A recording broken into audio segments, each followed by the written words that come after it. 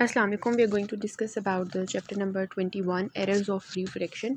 इसमें सबसे major topics जो हैं वो आपके मायोपिया एंड हाइपरमेट्रोपिया हैं।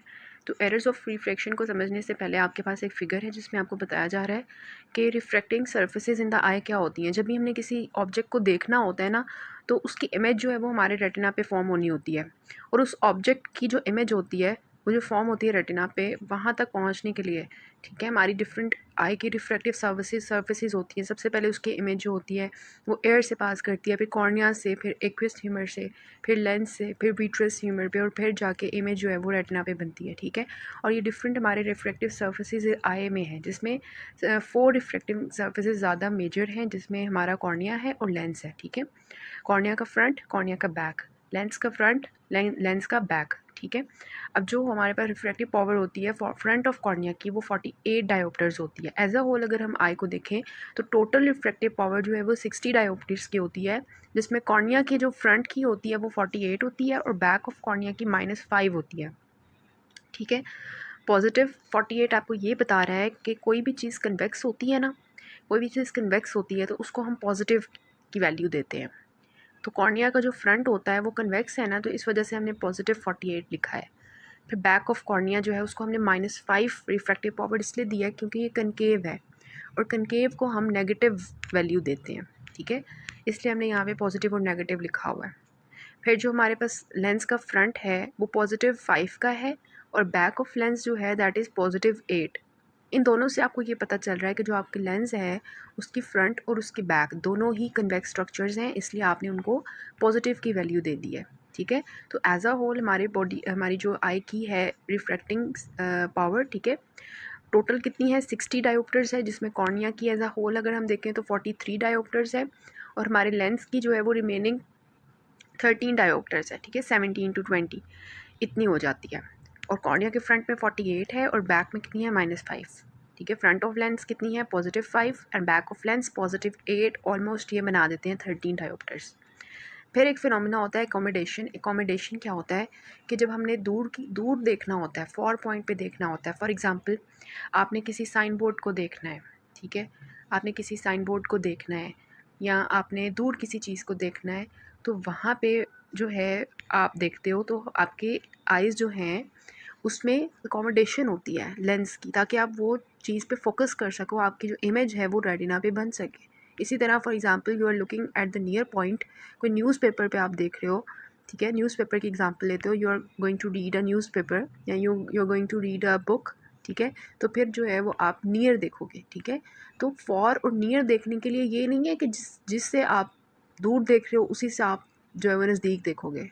There will be the phenomena of accommodation, जिसमें जब आप दूर देखते हो तो आपने याद रखना है आपका लेंस जो है वो थिक हो जाता है, थिन हो जाता है। ठीक है, आपका जो लेंस होता है वो पतला सा हो जाता है, और जब आपने नज़दीक देखना होता है, न्यूज़पेपर पे देखना होता है, तो आपका जो लेंस होता है वो क्या हो जाता है, वो मोटा हो जाता है। ठीक है, पॉजिटिव हो जाता है।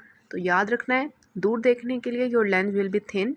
ठीक है, और उसको हम नेगेटिव की वैल्यू देंगे, और नज़दीक देखने के लिए for example you are looking at the newspaper और द बुक, तो उसके लिए आपका जो लेंस होगा वो थिक हो जाएगा, और उसको हम देंगे वैल्यू पॉजिटिव की। ठीक है, so first of all there is a phenomena that is emmetropia. ठीक है, इमेट्रोपिया क्या होता है? इमेट्रोपिया की अगर हम बात करें ना तो ये नॉर्मल है। इसकी डेफिनेशन में ये है कि it is the refractive state of the eye when the parallel rays of the light coming from infinity are focused at the retina. ठीक है, while the accommodation is at rest. इसमें सबसे मोस्ट इंपॉर्टेंट जो चीज़ है जिसके बगैर आपकी definition complete नहीं होगी, दैट इज़ कि अकोमोडेशन इज़ एट रेस्ट, कि आपकी अकोमोडेशन आपकी अकोमोडेशन नहीं हो रही। ठीक है, अकोमोडेशन के बगैर अगर ऐसा हो कि आप किसी चीज़ को देख रहे हो और वो चीज़ जो है उसकी जो इमेज है वो आपके रेटिना पे फोकस हो रही है, तो उस रिफ्रैक्टिव स्टेट को हम कहते हैं दैट इज़ इमेट्रोपिया। मतलब वो पेशेंट नॉर्मल है, parallel rays of light infinity से आ रही हैं और आके रेटिना पे फोकस हो रही हैं, एंड जो मेजर उसकी शर्त है, ठीक है, that is that accommodation is at rest. So ये आपका होता है emmetropia, that is normal. Emmetropia में क्या होता है, एबनॉर्मेलिटी आ जाती है कि आपकी अकोमोडेशन रेस्ट पे थी, लेकिन वो जो parallel rays of light infinity से आ रही थी वो अब रेटिना पे फोकस नहीं हो रही, वो कहीं और फोकस हो रही है, ठीक है, या वो रेटिना के आगे फोकस हो रही है या पीछे फोकस हो रही है, लेकिन अकोमोडेशन और रेस्ट पे वो रेटिना पे फोकस नहीं होंगी, तो उसको आप एमेट्रोपिया कह दोगे। So this is the state of refraction where the parallel rays of light coming from infinity are not focused on the sensitive layer of the retina while the accommodation is at rest. So you have to write this part. Accommodation is at rest, ठीक है, फिर ही आपकी definition complete होगी। Next होता है कि what is the एमेट्रोपिया। एमेट्रोपिया की types क्या होती हैं? एमेट्रोपिया तो हमने पढ़ लिया, अब उसकी टाइप्स क्या होंगी? अब ये हाइपरमेट्रोपिया हो सकता है, मायोपिया हो सकता है, एस्टिग्मेटिज्म हो सकता है। हाइपरमेट्रोपिया क्या होता है? सिंपल सी बात है कि इसमें जो लोग होंगे उनकी नज़दीक की नज़र कमज़ोर होगी, ठीक है। मायोपिया क्या होता है? जिसमें दूर की नज़र कमज़ोर होती है, ठीक है। तो मायोपिया क्या है? Distant objects are more blur than the near objects. Hypermetropia क्या होता है कि close objects are more blur than the distant objects, ठीक है। ये इन दोनों के दरमियान में डिफरेंस है कि हाइपरमेट्रोपिया में क्या होता है कि नज़दीक की नज़र कमज़ोर होती है और मायोपिया में दूर की नज़र कमज़ोर होती है, ठीक है। लाइक हाइपरमेट्रोपिया के patients can not read a newspaper, can not read a book unless they are wearing some aids, okay. And myopia में क्या होगा? That they are not able to see the distant objects like the signboards, okay. So इसमें आ जाएगा ये। और astigmatism क्या होता है कि नियर डिस्टेंस, ठीक है, ऑब्जेक्ट्स होते हैं वो ब्लर होते हैं फॉर नियर डिस्टेंस, ठीक है। मतलब इसमें एक्चुअली क्या होता है कि एस्टिग्मेटिज्म में कि पेशेंट नहीं देख सकता, नियर एंड फॉर ऑब्जेक्ट्स को नहीं देख सकता, बिकॉज उसमें मायोपिया में तो ये होता है ना कि मतलब हाइपरमेट्रोपिया और मायोपिया में कि एक जगह रेटिना पे फोकस हो रहा होता है, मतलब रेटिना पे तो फोकस नहीं हो रहा होता, लेकिन रेटिना के अलावा जो है वो कहीं एक जगह पे फोकस हो रहा होता है। लेकिन एस्टिग्मेटिज्म में क्या होता है कि उसके मल्टीपल फोकस पॉइंट्स होते हैं, ठीक है, और पेशेंट को वो इमेज जो है वो अजीब सी नज़र आती है, ब्लर सी नज़र आती है। So first of all we will discuss about the hypermetropia. This was the introductory part. So first of all what is hypermetropia. Hypermetropia को सिंपली आपने उर्दू में ये ऐसे याद रखना है कि इसमें क्या होता है, नज़दीक की नज़र कमज़ोर होती है। We can not read a newspaper, we can not read a book, ठीक है। और इसको आप नाम देते हो फार साइटेडनेस या लॉन्ग साइटेडनेस, ठीक है। इसको ऐसे कंफ्यूज नहीं करना कि लॉन्ग साइटेडनेस का मतलब है कि उसकी दूर की नज़र का प्रॉब्लम है, नहीं, ठीक है। इसमें नज़दीक की नज़र का प्रॉब्लम होगा। पेशेंट जो है वो क्या देखेगा, वो नज़दीक की चीज़ें नहीं देख पाएगा, दूर की उसको सही नज़र आ रही होंगी, ठीक है। वो बुक नहीं रीड कर पाएगा, वो न्यूज़पेपर रीड नहीं कर पाएगा, तो उसको आप हाइपरमेट्रोपिया कहते हो। और इसको आपने फॉर साइटेडनेस से ऐसे याद रखना है कि उसकी नज़दीक की नज़र ख़राब है और दूर की नज़र जो है वो ठीक है, ठीक है।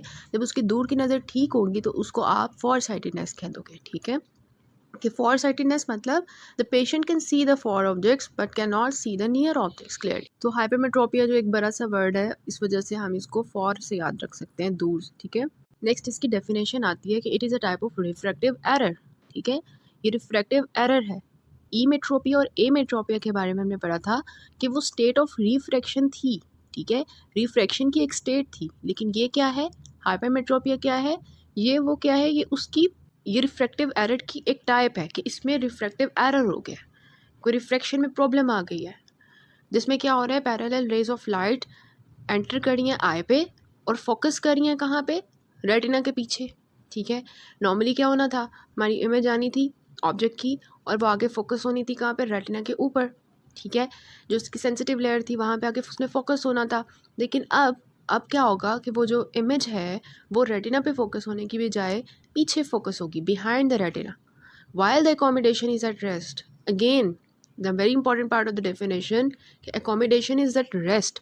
accommodation rest पे है, हमारे आए हुए जो है कोई accommodation नहीं हुई हुई, हमारे लेंस जो है वो नॉर्मल स्टेट में है, ना वो थिन है ना वो थिक हुआ हुआ है, ठीक है। और अकोमोडेशन के बगैर ही क्या हो रहा है कि जो पैरेलल रेज ऑफ लाइट आ रही हैं वो रेटिना के पीछे आके फोकस हो रही हैं, तो इसको हम कहते हैं हाइपरमेट्रोपिया। अब इसकी कॉज क्या होती है, कॉज क्या होगी कि क्यों पेशेंट की जो इमेज है वो रेटिना में फोकस नहीं हो रही, वो रेटिना के पीछे क्यों फोकस हो रही है, तो इसकी कॉज क्या होगी। First of all is the axial hypermetropia. Axial से आपको सबसे पहले ये पता होना चाहिए what is axial length. Axial length of the eyeball जो है होती क्या है कि जो नॉर्मल जो आईबॉल की लेंथ होती है, जो हमारा आईबॉल है उसकी कितनी लेंथ होनी चाहिए, उसको हम एक्सियल लेंथ कहते हैं, ठीक है। जो कॉर्निया का सेंटर होता है वहाँ से लेके हम इसकी बैक ऑफ द आईबॉल तो बैक ऑफ द आईबॉल तक इसको मेजर करते हैं and it is measured by the A scan, ठीक है। ए स्कैन से हम इसको मेजर करते हैं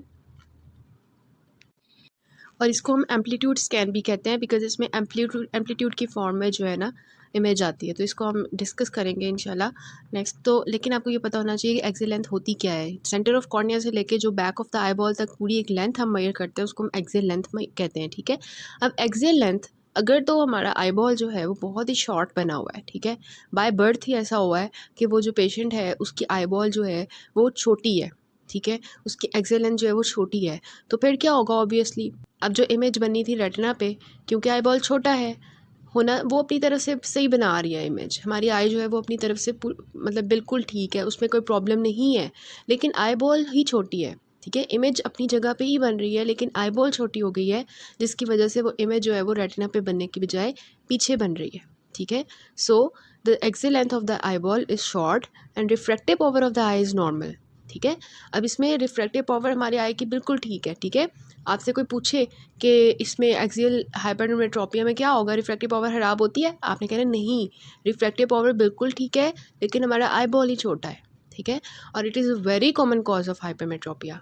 बहुत से ऐसे पेशेंट्स होते हैं जिनमें एक्सियल लेंथ छोटे होने की वजह से, आई बॉल छोटे होने की वजह से उनकी जो इमेज होती है वो रेटिना के पीछे बन रही होती है।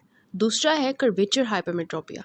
कर्वेचर हाइपरमेट्रोपिया कैसे होगा, अब मैंने आपको बताया था, बस आपने ये बात याद रख लेनी है कि जब कर्वेचर जो है वो ज़्यादा थिक होगा ना, मतलब कि थिक मोटा होगा, ठीक है, तो उस केस में क्या होता है कि उतनी ज़्यादा रिफ्रैक्टिव पावर हो जाती है। कोई भी चीज़, कोई भी हमारी सरफेस जो है वो जितनी ज़्यादा थिक होगी ना, जितनी ज़्यादा कन्वेक्स होगी, उतनी उसकी रिफ्रैक्टिव पावर ज़्यादा होगी। जैसे कॉर्निया है ना, तो आपको कैसे नज़र आता है, वो बिल्कुल फ्लैट सा नज़र नहीं आ रहा होता, आपको वो थिक सा नज़र आ रहा होता है, कन्वेक्स सा बाहर निकला हुआ नज़र आ रहा होता है। इट मीन्स कि उसकी कोई रिफ्रैक्टिव पावर होगी, ठीक है। लेकिन जितना जितनी चीज़ वो थिक होती जाती है उसकी रिफ्रैक्टिव पावर उतनी ज़्यादा होती है, और जितनी वो फ्लैट होती जाती है उतनी उसकी रिफ्रैक्टिव पावर जो है वो कम होती जाती है, ठीक है, ऐसे याद रखना है। अब क्या होगा कर्वेचर हाइपरमेट्रोपिया में कि जो कॉर्निया का कर्वेचर होगा या लेंस का जो कर्वेचर होगा वो जो नॉर्मली होता है ना उससे थोड़ा सा फ्लैट हो जाएगा। तो हमारा कॉर्निया जो है ना पहले से फ्लैट हो जाएगा या हमारा लेंस जो है वो नॉर्मल से फ्लैट हो जाएगा, जिसकी वजह से उसकी रिफ्रैक्टिव पावर कम हो जाएगी, ठीक है। रिफ्रैक्टिव पावर जैसे ही कम होगी तो उसकी वजह से क्या होगा कि जो इमेज होगी वो बैक पे बनेगी, रेटिना के पीछे बनेगी, ठीक है। इसके अलावा इंडेक्स हाइपरमेट्रोपिया में क्या होता है, आपको पता है हमारा जो लेंस बना होता है किस चीज़ से बना होता है, बाहर जो है कैप्सूल होता है, फिर कॉर्टेक्स होता है, फिर न्यूक्लियस होता है, ठीक है। अब जब हमारे लेंस के अंदर जो कॉर्टेक्स वाला पोर्शन है वहाँ पे कैटरेक्ट बन गया हुआ है, ठीक है, तो उसकी वजह से जो रिफ्रैक्टिव प्रॉब्लम आएगी ना वो कौन सी आएगी, वो आएगी हाइपरमेट्रोपिया वाली, आपने याद रखनी है, ठीक है। जब हमारा कॉर्टिकल कैटरेक्ट होगा तो हाइपरमेट्रोपिया होगा, रिमेंबर दैट। उसमें एक्चुअली ऐसा होता है कि जो refractive power of the lens होती है वो कम हो जाती है। नॉर्मली हमारे लेंस के अंदर जो है वो फाइबर्स होते हैं ना, फाइबर्स होते हैं। अब वो फाइबर्स जो हैं वो मतलब उन्होंने हमारे लेंस को कंट्रोल किया होता है उसकी रिफ्रैक्टिव पावर को, ठीक है। लेकिन कैटरेक्ट में क्या होता है, उसके अंदर ना पानी आ जाता है हमारे लेंस के अंदर, और उसकी वजह से जो सारे फाइबर्स होते हैं वो अपनी जगह से ना हिल जाते हैं। तो जब वो अपनी जगह से हिल जाते हैं ना तो हमारी लेंस की जो रिफ्रैक्टिव पावर होती है वो कम हो जाती है, ठीक है। और जब भी हमारी रिफ्रैक्टिव पावर कम होगी तो क्या होगा, हाइपरमेट्रोपिया हो जाएगा, ठीक है। तो ये आपका MCQ है कि कॉर्टिकल कैटरेक्ट में क्या होता है, इंडेक्स हाइपरमेट्रोपिया हो जाता है। इसके बाद पोजीशनल हाइपरमेट्रोपिया, ये कब होगा, पोजीशन से आपको समझ आ रहा है कि हमारी जो लेंस है वो अपनी पोजीशन में नहीं है ना। लेंस फॉर एग्जांपल वहाँ से डिसलोकेट होकर पीछे गिर गया हुआ है, विट्रस ह्यूमर में गिर गया हुआ है, ठीक है, या मतलब गिरा नहीं हुआ, वो थोड़ा सा पीछे बना हुआ है, अपनी असल जगह पे नहीं है, जो उसकी पिपिलरी एरिया है वहाँ पे नहीं है, थोड़ा पीछे करके पड़ा हुआ है। उसकी वजह से क्या होता है कि रिफ्रैक्टिव पावर कम हो जाती है, ठीक है। लेंस थोड़ा पीछे चला गया जिसकी वजह से जो नॉर्मल हमारी इमेज रेटिना पे बनी थी वो पीछे बनेगी, ठीक है। और फिर हमारा एफेकिया आ जाता है। एफेकिया क्या होता है कि जो लेंस होता है वो एब्सेंट होता है, लेंस अपनी पोजीशन में नहीं होता, जो उसकी पिपिलरी एरिया नॉर्मल होता है वहाँ पे नहीं होता। तो उसकी वजह से भी क्या होता है कि रिफ्रैक्टिव पावर कम हो जाती है। ऑब्वियसली हमारे आई में पूरा जो रिफ्रैक्टिव पावर था वो कंट्रोल ही कॉर्निया और लेंस ने किया हुआ था। अब कॉर्निया तो है लेकिन लेंस नहीं है, अब लेंस की तो रिफ्रैक्टिव पावर कम हो गई ना, लेंस नहीं है तो टोटल कितनी रिफ्रैक्टिव पावर कम हो जाएगी, जो लेंस की थी जो वो दे रहा था 13 डायोप्टर्स, ठीक है, वो कम हो जाएगी। अब नॉर्मल जो हमारी आई की रिफ्रैक्टिव पावर थी वो टोटल 60 बनानी थी जो लेंस के साथ मिल के, अब वो नॉर्मल नहीं रहेगी। अब रिमेनिंग सिर्फ जो है वो कॉर्निया की रह जाएगी क्योंकि लेंस ही नहीं है। सो ये आपके कॉजेज़ हैं हाइपरमेट्रोपिया की, जिसमें axial hypermetropia, curvature hypermetropia, index hypermetropia, positional and the aphakia. Axial में क्या होगा, एक्सियल लेंथ शॉर्ट होगी, आई बॉल हमारा छोटा होगा। कर्वेचर में क्या होगा, कर्वेचर फ्लैट हो जाएगा। इंडेक्स में क्या होगा, कॉर्टिकल कैटरेक्ट। इसके अलावा पोजीशनल हाइपरमेट्रोपिया जिसमें पोजीशन ऑफ द लेंस नहीं सही होगी, लेंस थोड़ा सा पीछे चला जाएगा। और एफेकिया में क्या होगा कि लेंस पिपिलरी एरिया में नहीं होगा, जिसकी वजह से रिफ्रैक्टिव पावर कम हो जाएगी। अब एज अ होल आप देख रहे हो कि रिफ्रैक्टिव पावर कम होने की वजह से हाइपरमेट्रोपिया हो रहा है, और सिर्फ एक ही चीज़ है जिसमें रिफ्रैक्टिव पावर में कोई चेंज नहीं आ रहा, दैट इज़ एक्सियल हाइपरमेट्रोपिया। ठीक है, सो रिमेंबर दिस पॉइंट। सो आगे से हम जो है ना नेक्स्ट पार्ट से करते हैं।